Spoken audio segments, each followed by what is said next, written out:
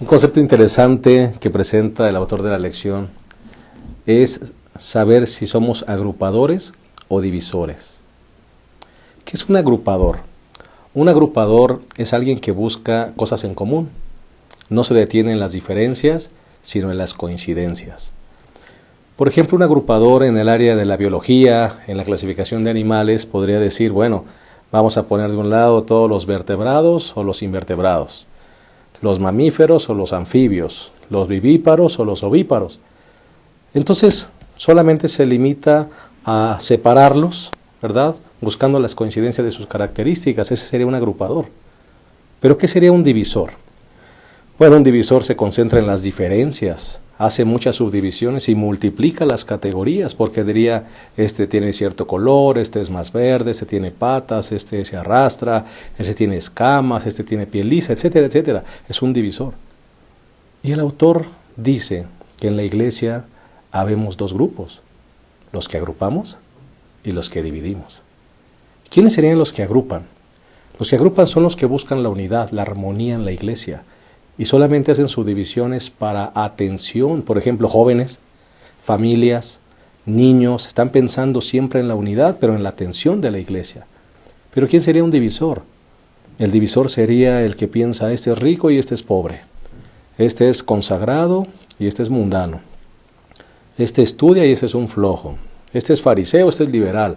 Y entonces empieza a subdividir la iglesia.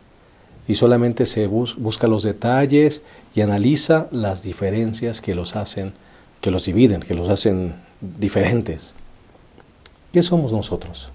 ¿Somos agrupadores? ¿Somos divisores? ¿Para qué nos llamó el Señor? Creo que es un buen momento para reflexionar en esto y lo vamos a hacer a través de la lección número 3, la unidad del Evangelio. Que el Señor permita que cada uno de nosotros seamos agrupadores y que el Evangelio realmente nos mantenga en armonía, unidos, cumpliendo la misión a pesar de nuestras diferencias. Estamos listos para iniciar esta lección número 3, la unidad del Evangelio. Quédate con nosotros en un momento, iniciamos.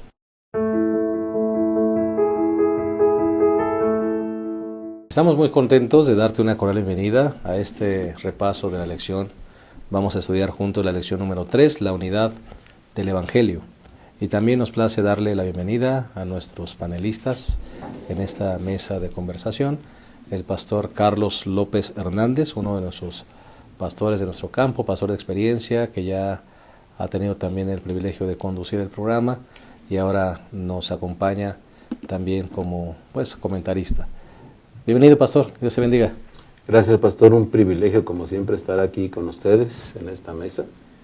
Ahora un poquito más relajado de este lado, pero creo que la experiencia de estudiar y de compartir el Evangelio, las buenas nuevas y la lección de la escuela sabática debería ser un privilegio de todos los días de todos, porque uno se enriquece. Y la lección de esta semana, pastor, esperamos que sea una bendición extraordinaria para nuestra iglesia, en donde quiera que podamos ver y compartir estos mensajes con los demás. Claro que sí. Muchas gracias, pastor. Gracias. Bienvenido. Por la invitación. Pastor Javier López Ibarra, también uno de nuestros pastores de nuestro campo, pastor joven, ya ha estado con nosotros también y hoy nos place darte una cordial bienvenida una vez más, pastor. Pastor, muchas gracias por invitarme y pues para mí es un privilegio estar aquí con ustedes y poder ser parte de este repaso de la lección. Claro que sí, bienvenido. Pastor Abraham Ramírez, gracias por estar con nosotros una vez más. Creo que es una lección bien importante que toca la experiencia personal de cada uno, de los conceptos que habla la lección, la unidad. ¿Cómo podemos guardar la unidad en la iglesia? Que es una característica primordial de la iglesia verdadera, la unidad. Pero hay que guardarla no a costa del Evangelio, es lo que vamos a estudiar esta semana. Unidad en medio de la diversidad. Así es. Nada unidad fácil. En medio de la diversidad, y no hay que mantener la unidad si es que está en juego el Evangelio. La verdad. Claro que sí. Pues ahorita vamos a hablar de eso, vamos a profundizar justamente. Lo vamos a hacer a través de 3 puntos de nuestro bosquejo. El primer punto sería el valor de la unidad. El segundo punto, enseñanza pervertida. Y el tercer punto sería hipocresía maquillada. Como verán, los mismos títulos nos dicen que será una lección profunda, ¿verdad? Y de mucha relevancia para nuestra vida como parte de la familia de Dios. Vamos a hacer una oración, si les parece bien, así como estamos, inclinemos nuestro rostro y oremos. Cariñoso Padre, pedimos que nos dirijas en esta lección, que los conceptos puedan ser claros, que tu Espíritu Santo unifique nuestras mentes y nos armonice en lo que vamos a compartir. Que realmente busquemos la unidad, Señor, en medio de la diversidad, pero siempre permitiendo que prevalezca los principios de tu Evangelio. Dirígenos, Señor, nos colocamos en tus manos, confiados en que todo resultará en bendición. En el nombre de Jesús. Amén. Amén. Muy bien, bueno, entremos directamente al primer punto, que es pues justamente el valor de la unidad. Se nos dice aquí en la lección que una vez más Pablo trata de mantener pues la unidad en el círculo apostólico. De hecho, él hace un viaje 14 años después de su conversión, un viaje nada fácil, pero que busca nuevamente lograr la armonía, ¿verdad? La comunión, el demostrar que están trabajando en la misma causa y en armonía con el Evangelio, con el resto de los discípulos. Pastor Carlos. Sí, ese viaje del apóstol Pablo es muy significativo, no solamente por el tema, sino por los asuntos que tenía que ratificar con la iglesia de su apostolado, ¿no? Sin embargo, el asunto de la unidad es el punto tal vez clave de eso. Por eso en Corintios, 1 Corintios 1, 10 al 13, Pablo señala justamente el tema que en Gálatas lo expresa también. Os ruego pues, hermanos, por el nombre de nuestro Señor Jesucristo, que habléis todos una misma cosa y que no haya entre vosotros divisiones, sino que estéis perfectamente unidos en una misma mente y en un mismo parecer. Él creía en la unidad. Él creía en la unidad, y yo quiero señalar un asunto aquí que creo que puede ser ilustrador para nosotros, ¿no? A todos nos gustan los pasteles, ¿no? A mí me gustan los pasteles. Poco, pero los como. Poco, pero me gustan los pasteles. El pastel, si tú pruebas la harina sola, es terrible, ¿no? Los huevos solos, pues tampoco, ¿no? El polvito de hornear, pues tampoco, ¿no? Lo único que puedes comer solo y disfrutarlo a lo mejor es el azúcar, ¿no? Que la disfrutas. Pero para que salga un rico pastel, todos esos ingredientes tienen que mezclarse perfectamente y en las proporciones correctas para que salga un rico pastel.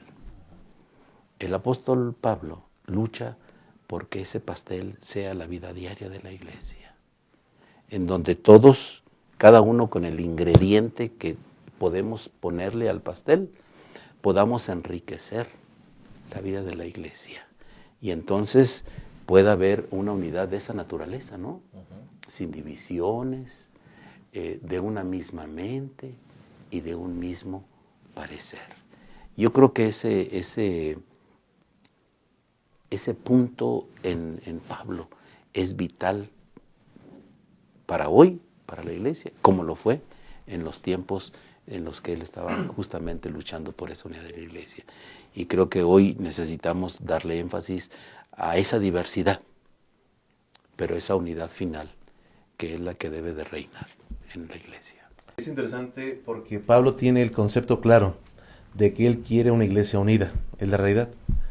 Entonces, cuando él va a Jerusalén, él va porque, bueno, primero Dios lo mandó para allá, motivado por el Espíritu, pero había muchos que decían que él predicaba algo diferente, y la realidad es que predicaba lo mismo.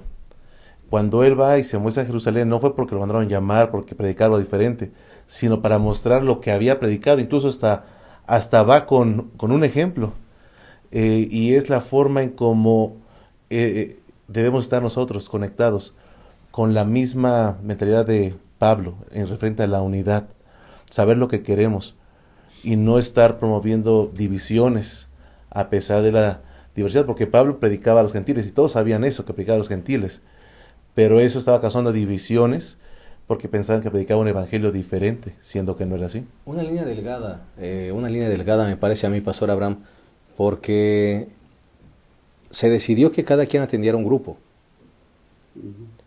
El problema estaba en que pensaban que cada quien predicaba un evangelio diferente, Sí.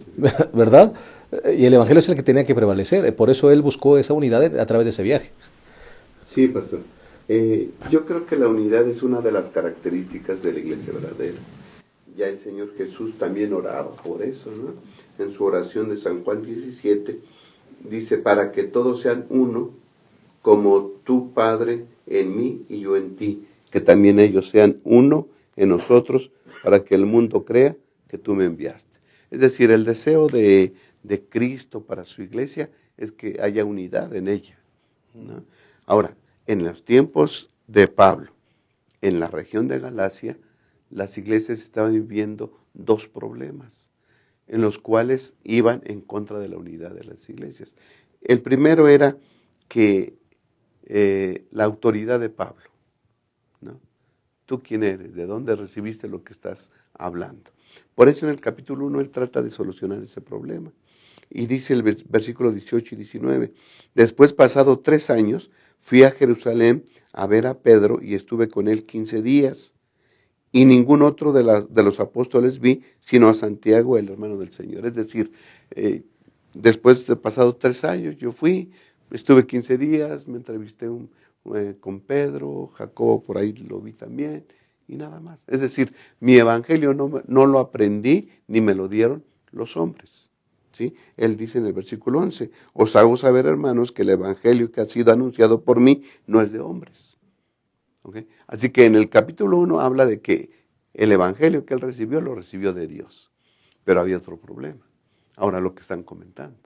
Okay, tu evangelio, ya dijiste que tu autoridad viene de Dios. Ahora, el evangelio que predicas es diferente a los que ellos predican. Bueno, entonces dice, no, porque después de 14 años, ya llevaba 14 años predicando. Y nadie le había dicho absolutamente nada. Es decir, los apóstoles no le decían, a ver, ven para acá y dinos qué estás predicando. 14 años y nadie le había dicho nada. Dice, 14 años fui otra vez a Jerusalén con Bernabé y llevé también conmigo a Tito, que esto es importante, ¿no? Fui motivado, fui movido por una revelación. Es decir, no es que los apóstoles dijeron, a ver, estás predicando algo diferente, ven para que nos digas qué. Él fue por una revelación, el Espíritu Santo lo impulsó a ir a Jerusalén y se llevó a Tito, ¿no? Y les expuse el evangelio que predico entre los gentiles. Entonces fui y les dije, miren, yo predico esto. ¿Qué pasa? ¿No? Y entonces más abajo dice el versículo 6, y sin embargo, los que parecían ser algo, lo que eran entonces, no importa. Dios no juzga por la apariencia exterior. Esos hombres nada me comunicaron. Es decir, yo les dije lo que yo predico, y ellos me dijeron, está bien, no hay ningún problema. Y enseguida dice, nos dimos la mano. Tú le predicas a los gentiles, nosotros a los judíos, y no hay ningún problema. Es decir, no había diferencia de evangelios. Todos predicaban lo mismo. Los apóstoles en Jerusalén, o a los judíos, y Pablo a los gentiles. Ahora, y vale la pena aquí resaltar que la unidad que buscaba Pablo no era una unidad física. Voy a ir para que nos vean juntos, y entonces, como estamos juntos, nos vean que estamos armonizados. No es una unidad física, es una unidad doctrinal. Tenemos que ponernos de acuerdo en que la doctrina, el evangelio, el mensaje sea el mismo. Sí, pastor, porque lo que nos une a la iglesia no es el aspecto físico, el aspecto emocional. Lo que hace la iglesia es el evangelio. Y el evangelio es el que debe de unificar todas las demás cosas, ¿no? Ahora, es interesante que en la vida de Pedro y en la vida de Pablo se da un asunto que la iglesia necesitamos aterrizarlo perfectamente para bien de todos. Que la unidad requiere diversidad. Eso es muy importante, pastor. La unidad requiere diversidad. Porque es justamente en la diversidad de pensamientos en donde todos podemos coincidir en uno solo. No porque Pedro predicaba a los judíos y Pablo a los gentiles, no porque había, digamos, esos polos opuestos, había división. Justamente los polos opuestos los unían. Justamente eso, ¿no? Como decimos, ¿no? Polos opuestos se atraen, se unen, ¿no? Entonces, eso es importante en la iglesia. No necesitamos el asunto sentimental. La lección no señala ningún asunto sentimental de Pedro y de Pablo. Señala un asunto teológico, básico del Evangelio. Y es el que nos debe de unir en las iglesias para el desarrollo de la misma. En alguna otra ocasión Pablo dijo, pues si tú predicas, si los demás predican por otras razones, pues no importa que prediquen a Cristo, es lo importante, ¿no? Como lo prediquen, siempre y cuando no perdamos la unidad del Evangelio, pastor. Es una línea delgada, pastor. Sí. Es una línea delgada, porque incluso cuando el Evangelio prevalece, puede haber división. Sí. Decíamos en la introducción, ¿somos agrupadores o divisores? Bueno, depende. Porque cuando el Evangelio es el que debe prevalecer, el mensaje del Evangelio. Cuando el mensaje del Evangelio prevalece, puede ser que haya división. Y esa división es válida, ¿verdad? Y es necesaria, porque el Evangelio es el que debe o unirnos o dividirnos, creo yo. Sí, pastor. Y estaban unidos en lo que predicaban. Yo creo que eso es lo que está enfatizando Pablo aquí. Yo les dije lo que yo predico, no hubo ningún problema, dice el versículo 8, porque el que obró por Pedro para el apostolado a los judíos, obró también en mí en favor de los gentiles. Es decir, predicamos lo mismo, predicamos a un Dios, predicamos a Cristo muerto por nosotros y resucitado, ¿no? Y dice el versículo 9, al ver la gracia que me había sido dada, Santiago, Pedro y Juan, que eran considerados las columnas, nos dieron a Bernabé y a mí la mano derecha en señal de compañerismo para que nosotros fuésemos a los gentiles y ellos a los judíos. No hay problema, estamos predicando lo mismo, se dan la mano, ya. Podemos estar comiendo juntos y no necesariamente estamos unidos, pero si el Evangelio nos une, vamos en la dirección correcta. Correcto, pastor. Vamos a hacer una pausa y vamos a regresar ahorita en el siguiente segmento. Vamos a analizar la enseñanza pervertida. En un momento regresamos.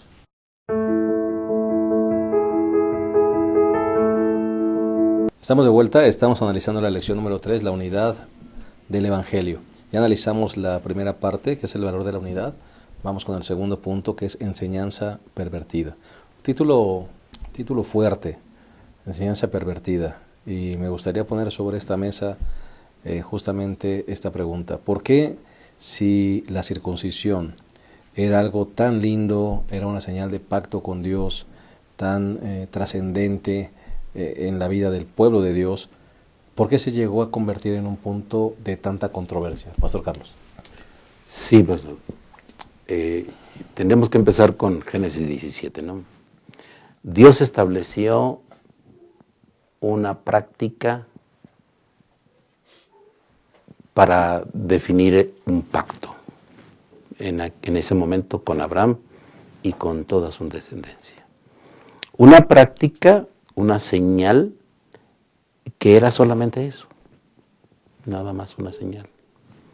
No tenía la intención de ser el fin en sí mismo, sino que esa práctica debía conducir mente y corazón hacia algo más. Era un medio. Era un medio. Y el medio era la dependencia que Abraham y toda su descendencia tenía que tener de Dios.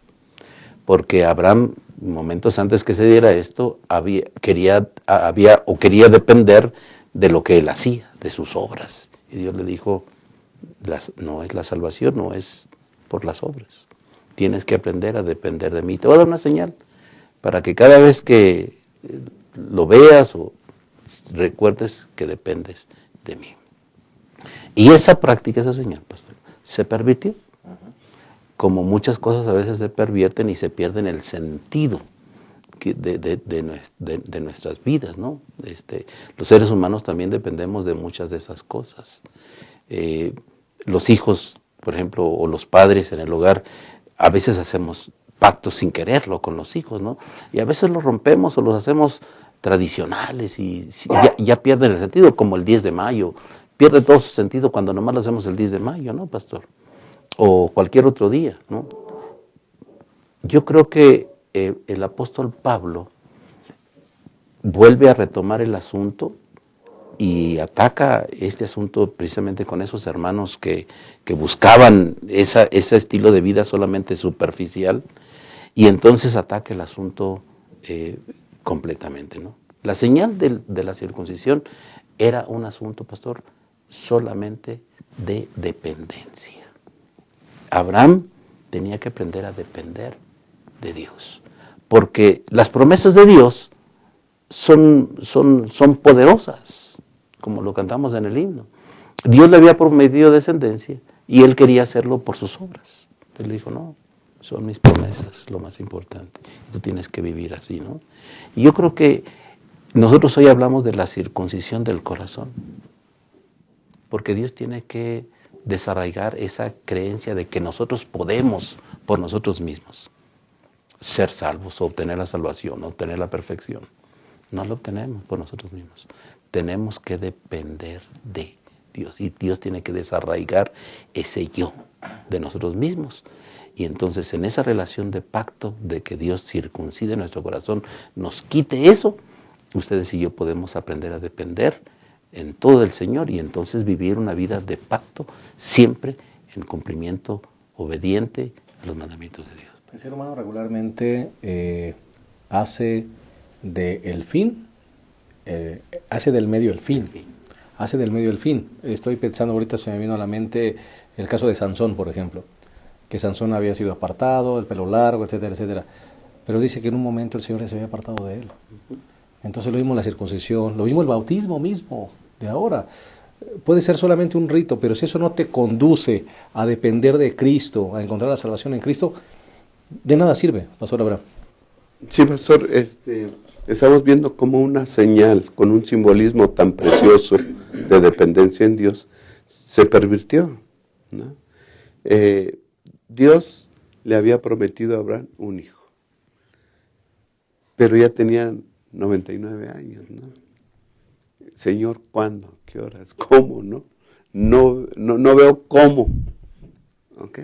Entonces, mira, yo voy a hacer mi parte, ¿no? Como decimos, voy a hacer mi parte.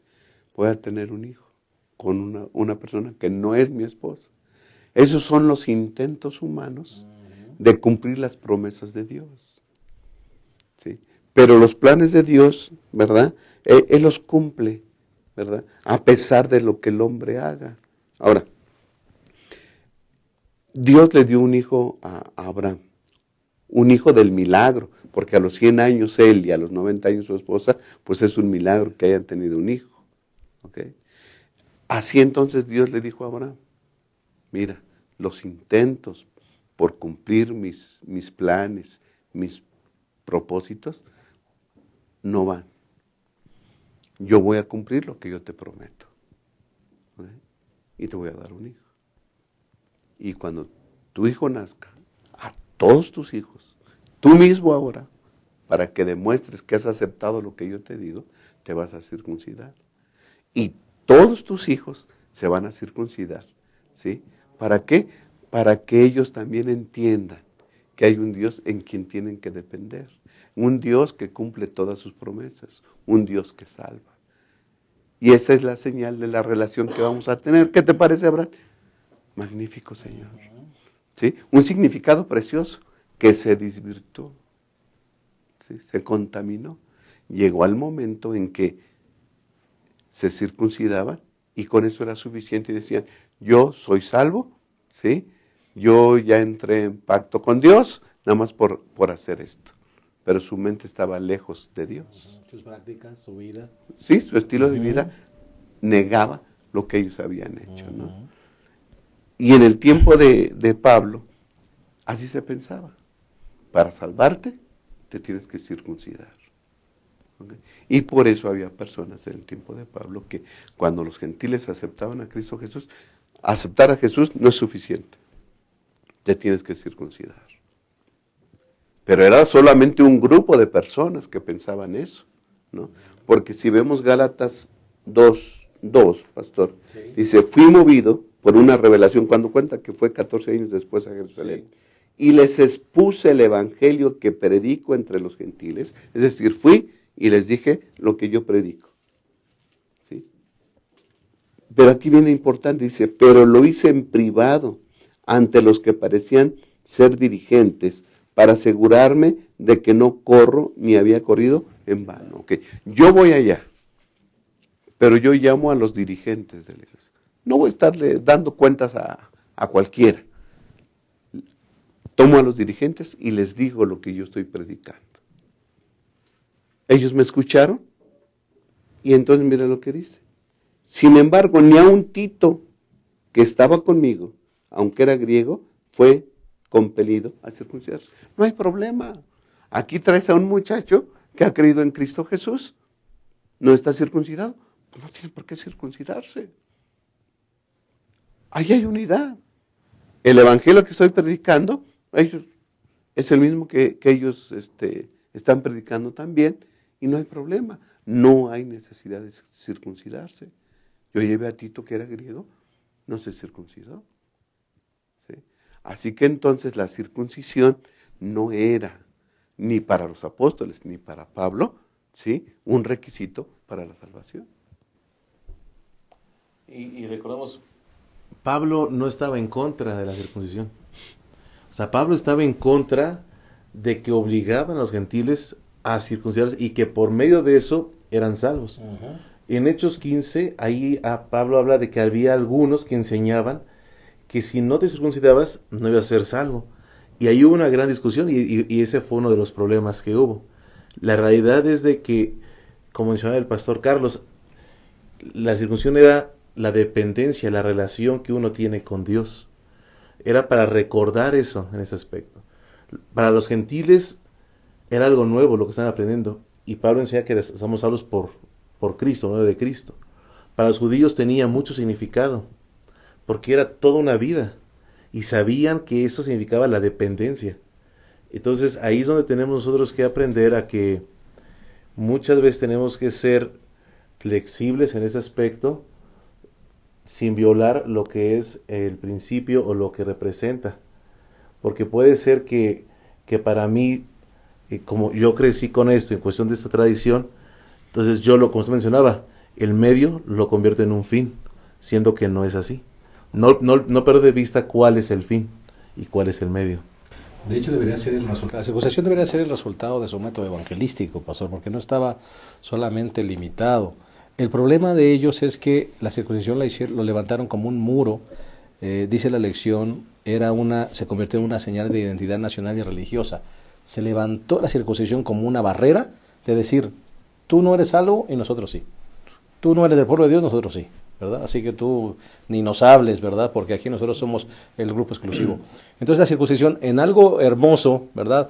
Era la entrada, ¿verdad? A la relación de pacto con Dios, se convirtió en un muro. Dejó de ser puerta y se convirtió en una pared. Sí, y hoy la iglesia, pastor, enfrentamos desafíos semejantes. Uh-huh. Porque a veces ponemos trabas también para que las personas se acerquen a Jesús. Sobre todo los que ya somos viejos. Porque nuestras prácticas o tradiciones o enseñanzas nos han puesto en un cajón cuadradito, ¿no? Y si alguien se sale de ahí, ya no entra, ¿no? A mí me espantó una vez en algún lado donde pregunté el asunto del evangelismo. Yo no era el pastor ahí, ¿no? Pero y me dijo alguien en la iglesia, me dijo, pastor, aquí nadie se bautiza si primero no viene a la iglesia por 6 meses y diezma y ofrenda. Y entonces yo dije, wow, nadie se va a bautizar aquí en esta iglesia, entonces nunca, ¿no? Porque les ponemos esa circuncisión, ¿no? O sea, tienes que hacerlo así porque si no, no entras en el plan de la salvación. Judaizamos. Yo creo que hace rato comentábamos que hay hilos muy delgados en los que debemos de tener cuidado en dónde nos movemos, ¿no? Y la iglesia hoy debíamos despertar no tanto a cosas nuevas, ¿no? Sino a realidades prácticas más importantes para nosotros. Que la iglesia no vivamos en ciertos estándares a veces sin sentido y que le demos apertura a otras cosas que van a traer más bendición a la misma iglesia, ¿no? Yo creo que hoy pastor, la lección de esta semana nos invita para que abramos mente y corazón. Y entonces podamos, en medio de las diversidades, unificar todas las cosas y la iglesia pueda seguir creciendo y desarrollando. Porque finalmente, el asunto de la circuncisión, finalmente apuntaba a esa dependencia y a esa salvación que Jesús nos ofrece. Y yo creo que la iglesia hoy estamos ahí abiertas, o debemos de estar abiertas a nuevas cosas para que los demás puedan venir y no sientan las presiones de ciertas conductas que nos han hecho bien, no digo que nos han hecho mal, pero que probablemente para otros en sus contextos no entendidos correctamente puedan ser una traba. Y puede ser una barrera, en lugar de una puerta para esa relación de pacto. Así es. Vamos a hacer una pausa más, regresamos a esta lección 3, la unidad del Evangelio. Volvemos.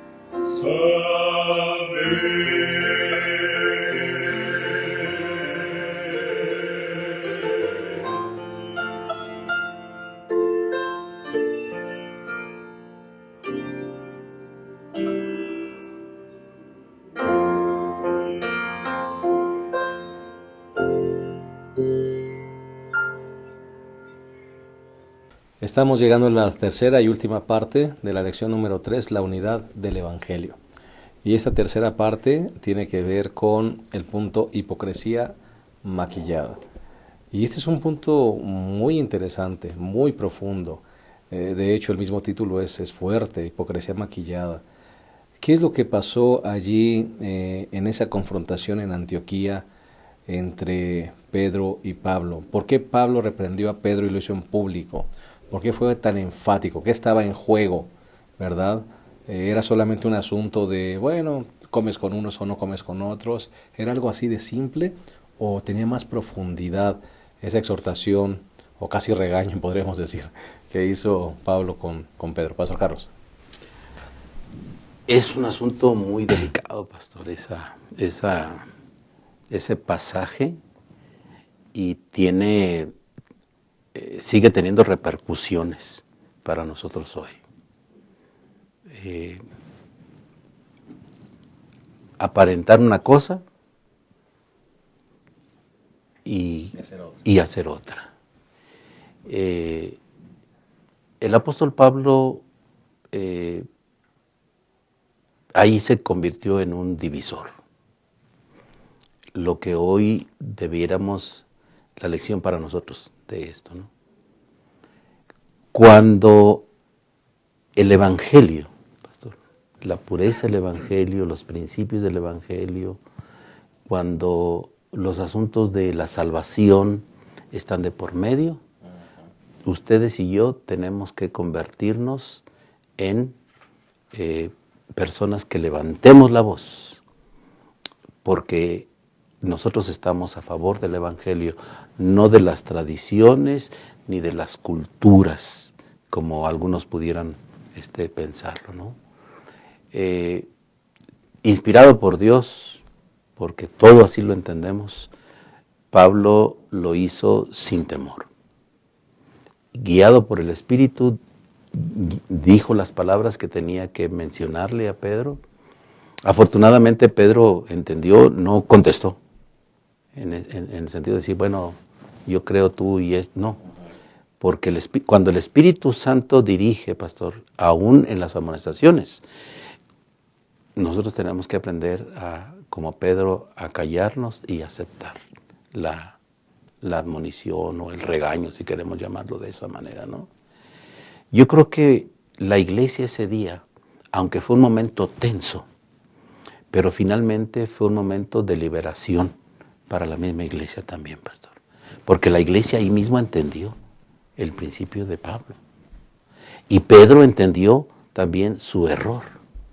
Y esa atención y ese llamamiento de atención del apóstol Pablo sirvió para que esa atención se liberara y entonces la iglesia pudiera seguir avanzando sin las limitaciones que se querían imponer a través de la actitud del apóstol Pedro, ¿no? Sigo creyendo que el Espíritu Santo sigue conduciendo la vida de la iglesia. Y en medio de eso, pues hoy también necesitamos nosotros levantarnos con ese mismo poder dirigido por Dios, para que la iglesia pueda ser sanada y el Evangelio se pueda mantener en toda su pureza. La palabra hipocresía me preocupa un poquito allí, ¿no? Aunque es la palabra originalmente que se usa en ese pasaje. Porque hoy en los contextos nuestros a lo mejor la malinterpretamos también, ¿no? Mucha gente a nosotros adventistas nos llama hipócritas, ¿no? Y creo que no tiene el sentido completo. Yo creo que fue un desvarío de Pedro, un asunto que no lo hizo con la intención ni con un propósito intencionado de lastimar, pero qué bueno que hubo alguien que firmemente se levantó y entonces puso las cosas en su lugar. No lo hizo con el propósito de vivir dobles vidas, ¿no? O algo así, sino que había algo muy importante sobre la mesa. Pastor Abraham. Sí, pastor. Gálatas 2, 11 en adelante, que es lo que cuenta. Sí. A mí me llama mucho la atención el versículo 11, dice, y cuando Pedro vino a Antioquía, me opuse a él cara a cara porque él estaba equivocado. O sea, él tomó una actitud equivocada, hizo una cosa equivocada, dice Pablo. Y ya sabemos por qué, dice, porque antes que viniesen algunos de parte de Santiago, comía con los gentiles, pero después que vinieron se retraía y se apartaba por temor a los de la circuncisión.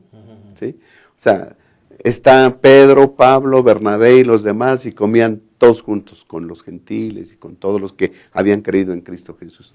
Unidad en la iglesia. Porque el acuerdo estaba claro. Sí, o sea, no hay problema, ¿verdad? La Ellos han doctrina aceptado estaba a Cristo clara. Jesús, nosotros hemos aceptado a Cristo Jesús, Cristo nos une como hermanos y comemos todos juntos. Pero de repente llegan de Jerusalén algunos, ¿no? Que son judaizantes, los de la circuncisión le llaman, Pablo, que estaba predica y predica acerca de la circuncisión. ¿Ok? Y entonces cuando Pedro ve que llegan aquellos desde Jerusalén, entonces toma una actitud reprochable. Se separa. Sí, ¿saben qué? Ahí nos vemos, ¿no? Yo me voy a mi mesa y ustedes comen allá y yo como acá.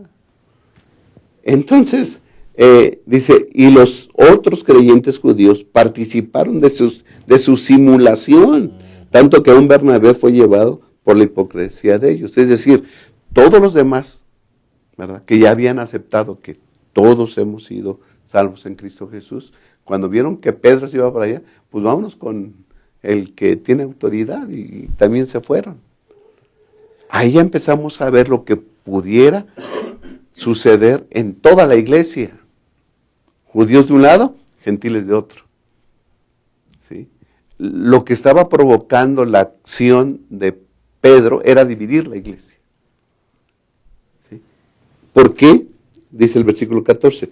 Cuando vi que no andaban rectamente conforme a la verdad del Evangelio. Ese es el problema. No andaban conforme a la verdad del Evangelio. ¿Por qué? Porque la verdad del Evangelio dice que todos somos uno en Cristo Jesús. Todo eso estaba claro, la doctrina estaba clara y Judíos la estaba clara. Y gentiles, circuncidados y no Pero con su circuncidados. actitud ahora demuestra, da marcha atrás. Exacto. Da marcha atrás. Ah, no, si hay categorías, me voy a la mesa de los que Sí. son de primer nivel, me separo de segundo nivel y volvemos a lo mismo. Y aún más, pastor. Si yo me separo de ellos, es que ellos necesitan circuncidarse para salvarse. ¿Sí? El Evangelio es menoscabado. El Evangelio se está haciendo a un lado. ¿Sí? Además de creer en Cristo, ustedes se tienen que circuncidar. Ser como nosotros, miren, nosotros sí estamos completos. Creemos en Cristo y estamos circuncidados. Ustedes nada más creen en Cristo. Necesitan la circuncisión para ser salvos. El Evangelio estaba viniéndose abajo. Por eso es que Pablo le reclamó cara a cara y en público. Y es algo que tenemos que poner mucha atención, porque podemos ver que el ser humano siempre piensa o se preocupa por el qué dirán. Y vemos, por ejemplo, el ejemplo de Jesús. Jesús nunca se preocupó por el qué dirán. Sí lo criticaban, dice, andaba con prostitutas, andaba con personas, con pecadores, pero lo que él enseñó es de que todos somos iguales y todos merecemos la misma salvación. Y cuando nosotros ponemos el qué dirán por encima del Evangelio, entonces estamos haciendo lo mismo que Pedro hacía. Estamos dividiendo una iglesia la cual dice que todos tenemos que ser unidos en Cristo Jesús. Porque el problema de Pedro, como mencionó el pastor, era sencillamente que con su actitud, con su ejemplo, estaba dividiendo a una iglesia. Y a veces no solamente se quedaba ahí, sino que se llevó a otras personas. Y muchas veces pensamos de que, nos decía un pastor, un líder es como un gran árbol. Cuando ese gran árbol se cae, aplasta a muchos árboles. Cuando ese gran árbol se cae, puede llevar a otros. Y a veces afectamos más a la iglesia, sencillamente porque ponemos el qué dirán, o por el temor a eso, en vez de poner el Evangelio por encima de eso. Vamos a pregunta sobre la mesa y contésela quien guste. Nosotros como iglesia hoy decimos, bueno, los títulos se quedan afuera cuando pasamos la puerta de la iglesia, todos iguales, somos uno en Cristo, y al rato viene el rico, viene el pudiente, viene el influyente y rebajamos la norma. ¿No estamos haciendo exactamente lo mismo? Sí, sí lo hacemos. Yo siento que el problema de aquí de Antioquía eran varios, ¿no? Uno, el asunto de que a partir de allí la iglesia podía haberse ido por dos dos vertientes, ¿no? Judíos cristianos y judíos y cristianos gentiles. O sea, y ahí ya una de las verdades fundamentales del Evangelio se pierde, ¿no? El otro asunto es el tema de la justificación por la fe, a la que Pablo está tratando de apuntar, ¿no? La justificación por la fe es el asunto que somos justificados por Cristo solamente por nuestra fe en Él y no por nuestras obras que ganamos haciendo, teniendo títulos o lo que sea. Y la iglesia tenemos que hoy entenderlo de la misma manera, ¿no? Ninguna iglesia tiene más opciones de salvación que la otra, ni la rica, ni la pobre, ni el que tiene títulos, ni el que no tiene títulos. No hay nada de esos asuntos, ¿no? Y el tercer punto que señala esta parte de la lección es el asunto de que se necesita, cuando las crisis vienen, pastor, no hay nada mejor que, como dice el dicho que hoy usamos, que hay que agarrar el toro por los cuernos. Porque cuando las crisis se vienen y nosotros damos apertura para que haya un poquito, para decir, bueno, pues es que hay esta circunstancia, bueno, es que... Entonces hacemos que la verdad del Evangelio en su totalidad, por la pureza de la unidad y la justificación por la fe, se pierda y se eche por tierra. Y entonces empezamos a buscar excusas para uno, excusas para el otro, y la verdad pura del Evangelio, pastor, se va diluyendo. Pastor, en aras de la unidad, utilizamos a veces palabras como tolerancia, respeto, cuando vemos que hay una falta clara, ¿no? La unidad no es evasión, la unidad no es ocultamiento de las faltas, de los errores como este. Bien pudo decir Pablo, bueno, está bien, ¿no? Yo respeto a Pedro, ¿no? Hay que tener tolerancia, pues que él coma con ellos, yo como con ellos. No, se levantó y le dijo en público, estás mal. ¿Sí? Creo que debiéramos tener, como dirigentes y como iglesia, tenemos tener el valor de levantarnos y decirnos lo que se tiene que hacer conforme al Evangelio. No conforme a lo que nosotros queremos también, porque puede ser que nosotros también traigamos nuestras ideas y nuestras costumbres. No, conforme al Evangelio lo que se tiene que hacer, ¿no?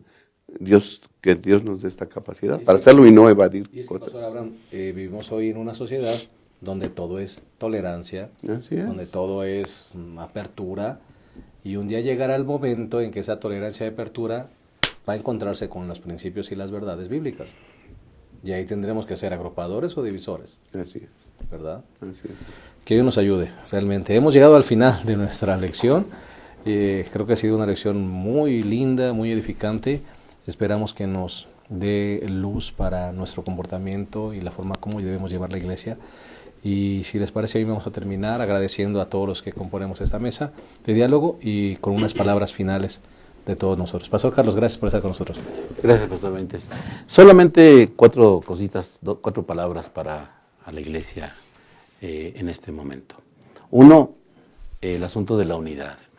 Dios nos permita llegar todos a la unidad de la fe en Cristo Jesús. Apertura. La apertura que debe haber en la iglesia nos obliga a ser en su momento agrupadores, pero nos obliga también a ser divisores cuando el Evangelio está de por medio. La pureza del Evangelio, que la mantengamos recordando que solamente Cristo Jesús es nuestro medio de salvación, no hay otro. Y finalmente el asunto de la flexibilidad de la que tanto hablamos, hermanos. Yo creo que la iglesia debemos de vivir una vida de flexibilidad, pero basada en principios, no en posiciones personales. Si hacemos eso, la iglesia va a crecer, va a desarrollar y el Señor la va a seguir manteniendo pura, y de esa manera espero que el Señor nos conduzca hasta que finalmente alcancemos la salvación. Claro que sí, muchas gracias. Pastor Javier, gracias. Gracias, Pastor. Solamente me gustaría enfatizar que la unidad es parte del plan que Dios tiene para su iglesia. y de esa manera ser flexibles y entender a otros, siempre y cuando no se ponga el Evangelio o no se aplaste el Evangelio. La unidad es importante, pero es más importante el Evangelio. Y tenemos que aprender a ser unidos si queremos también estar en el cielo con Cristo. Porque si no estamos unidos aquí en la tierra, mucho menos vamos a poder estar en el cielo. Y por esa razón, tanto Pablo enfatiza que la unidad es importante, tanto en Efesios, en Gálatas, en Corintios, enfatiza justamente eso. Busquemos como iglesia la unidad. No tratemos de que los demás piensen o razonen como yo quiero, sino busquemos en Cristo Jesús esa unidad y dejemos que Él sea el que nos una como iglesia. Y entonces podremos ver las maravillas que Dios va a hacer en su iglesia. Porque una iglesia unida es una iglesia con poder. Amén. Amén. Muchas gracias, Pastor Javier.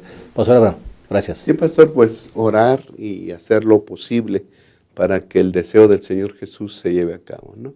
Que seamos uno, toda la iglesia, todos los miembros de la iglesia, que lleguemos a ser uno como Cristo y el Padre son uno, ¿verdad? Que la unidad se vea en la iglesia y que nosotros andemos rectamente conforme a la verdad del Evangelio, ¿sí? Unos tienen una opinión, otros pueden tener otra opinión, pero no olvidar que son cuestión de opiniones. Ahí hay que ser flexibles en cuestión de opiniones, pero en cuanto a principios debemos nosotros ser firmes para guardar la unidad del Evangelio. Amén. Creo que en este contexto, mi comentario final sería, hermano, no nos perdamos en las formas, no nos perdamos en la ceremonia ni en los ritos. Si todas nuestras ceremonias y ritos no nos conducen a Cristo, a una relación de salvación con Cristo, y nos hacen como iglesia cumplir la misión de llevar a otros a Cristo, hemos perdido el enfoque, ¿verdad? Que Dios nos ayude a mantenernos centrados en Cristo para que nuestro evangelio sea puro, bien sustentado y nos prepare para ese momento maravilloso cuando estaremos con Cristo en el reino de los cielos. Que Dios les bendiga, nos vemos la próxima semana en la lección número 4 y gracias por el favor de su compañía. Hasta la próxima.